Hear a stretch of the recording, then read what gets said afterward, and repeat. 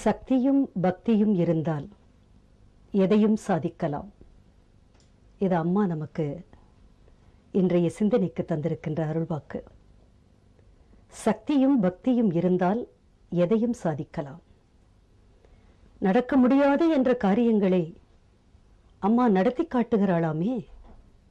மருவத்தூரில் ஒவ்வொரு நாளும் இப்படி அற்புதமாமே. நிறைய பேசி கேட்கிறோம். தஞ்சாவூரிலிருந்து புறப்பட்டு வருகிறார். அங்கே ஒரு நர்ஸ் உத்தியோகத்திலே நர்சிங் சூப்பரண்டன்டாக இருந்து ரிட்டையர்ட் ஆனவர். அம்மாவினுடைய ஆலய பணியிலே தன்னுடைய இளமை நாட்களில் மிகுந்த ஆர்வத்தோடு தொண்டு செய்தவர். நல்ல தொண்டர். இன்றைக்கு முதுமை ஆயிடுச்சு. திடீரென்று வயிற்று வலி.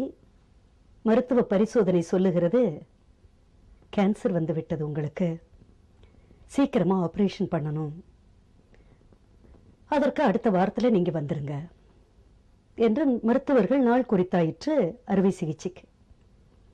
அவங்களுக்கு எல்லாவற்றுக்கும் துணையாய் இருந்து என்னை வழிநடத்திட்டு இருக்க அவதார பெருந்தெய்வம் அம்மா அவர்களை தரிசனம் பண்ணி அவங்க தந்த இந்த வாழ்க்கையை எப்படி நடத்தணும்னு அம்மா காட்டி கொடுத்தபடி வாழ்ந்துட்டு இருக்கேன்.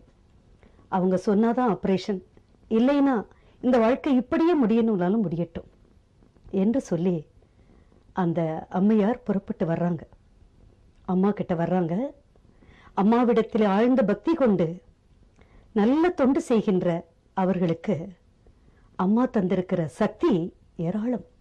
நிறைய ஏழை குழந்தைகளை படிக்க வைக்கிறாங்க, மன்றம் அமைத்து தொண்டு செய்யறாங்க, நிறைய காரியங்களை செய்து கொண்டிருக்கிறார்கள்.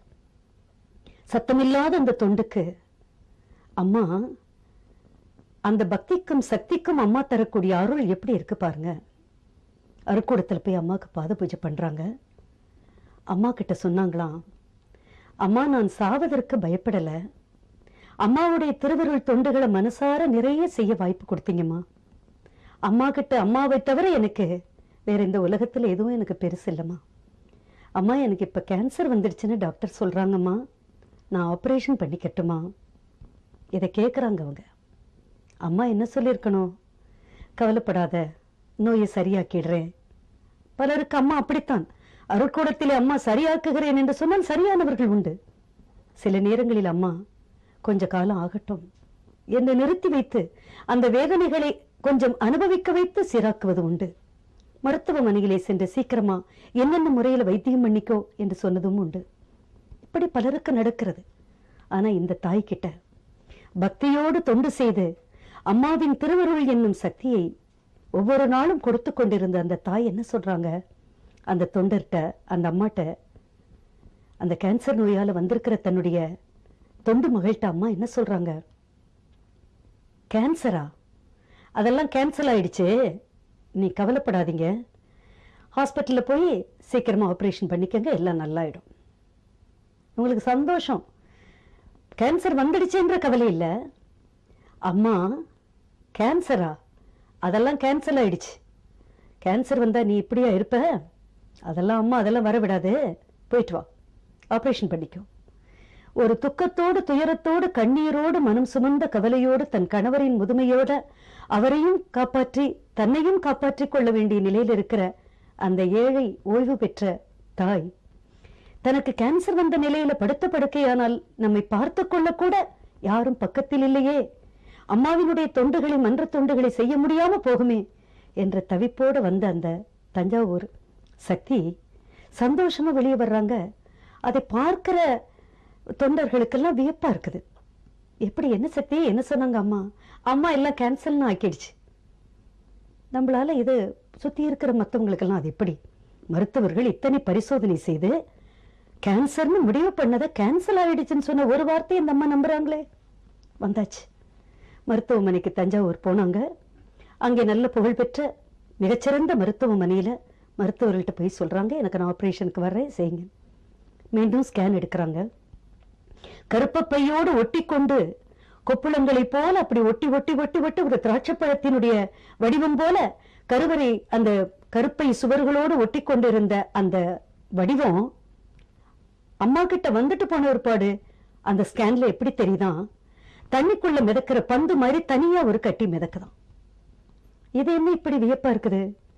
போன 10 நாளைக்கு முன்னால உங்களுக்கு ஸ்கேன் எடுத்தப்போ நல்லா தெளிவா தெரிஞ்சிச்சு இது கேன்சர்னு, எல்லாம் முடிவாகி வந்திருக்குது. இப்ப என்னவோ வித்தியாசமா இருக்குது என்றாலும் ஆபரேஷன் செய்தார்கள். எந்தவித பாதிப்பும் இல்லாமல். அவர்களுக்கு சுகர் கம்ப்ளைண்ட் உண்டு, பிரஷர் உண்டு, எல்லாம் அந்த வயது முதிர்ச்சிக்கு ஏற்ற, முதிர்மைக்கு ஏற்ற எல்லா விதமான தொந்தரவுகள் இருந்தாலும் அத்தனையும் தன் தொண்டினாலும் அம்மாவின் மீது கொண்ட பக்தியாலும் அதுவே அவர்களுக்கு ஒரு பெரிய சக்தியாய் அவர்களை நிறைய அம்மா சாதிக்க வைத்திருந்தாள் இல்லையா? அந்த பக்திக்கும் தொண்டுக்குமான ஆத்ம சக்தியை அம்மா கொடுத்திருந்ததால் அந்த ஆபரேஷன் வெற்றிகரமாகி அந்த கேன்சரே இல்லை என்று மருத்துவர்களே சொல்ல வைத்தாள். இன்றைக்கு அவர்களுடைய தொண்டு தொடர்ந்து கொண்டிருக்கிறது. இது எப்படி? சக்தியும் பக்தியும் இது இரண்டும் அம்மாவினுடைய அருளால் நமக்கு கிடைத்தால் எதையும் சாதிக்கலாம். எதையும் சாதிக்க முடியும் என்ற வல்லமையை பதவி தரும் என்று நினைக்கிறோம், பணம் தரும்னு நினைக்கிறோம், உறவுகள் பலம் தரும்னு நினைக்கிறோம், வாழ்க்கையில எல்லாத்துக்கும் மேல அறிவு தரும் நினைக்கிறோம். இந்த அவதார காலத்தில் அம்மா ஆன்மீகம் ஒன்றுதான் தரும். ஆன்மீகம் ஒன்று மட்டும்தான் நல்ல உணர்வுகளை, எழுச்சியை, சேவை மனப்பான்மையை, நல்லது செய்ய வேண்டும் என்ற எண்ணத்தை, தீமைகள் வந்தாலும் என்னை எதுவும் செய்ய முடியாது என்ற திடத்தை அம்மா நமக்கு பக்தியின் மூலம் சக்தியை தந்து உணர வைத்திருக்கிறாள், வாழ வைத்திருக்கிறாள். புரிந்தவர்கள் உயருகிறார்கள், புரிய முடியாதவர்கள் தடுமாறுகிறார்கள், புரிந்தும் புரிந்தாதது போல் காட்டிக்கொள்பவர்கள் ஏமாறுகிறார்கள்.